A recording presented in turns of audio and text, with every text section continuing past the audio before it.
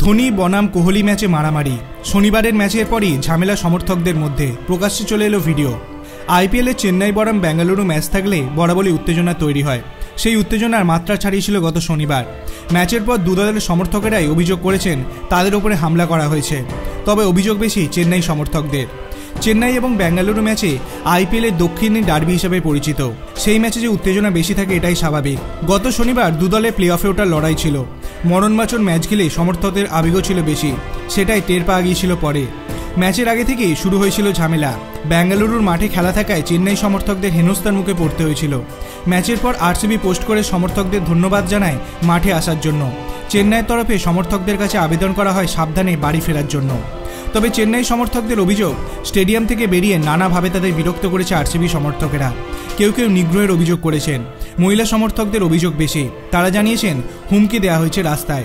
চেন্নাই সমর্থকদের মারধরের অভিযোগ উঠেছে। এমনকি খুদে সমর্থকদেরও নাকি রেহাত করা হয়নি। তেমন একাধিক ভিডিও ছড়িয়ে পড়েছে সমাজ মাধ্যমে।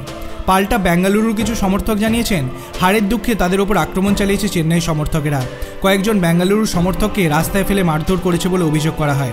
আপনার কি মনে হয়, খেলার উত্তেজনা কি স্টেডিয়ামের মধ্যেই থাকা উচিত এবং প্রত্যেক সমর্থককে কি এই বিষয়ে যথাযথভাবে বিবেচনা করা উচিত?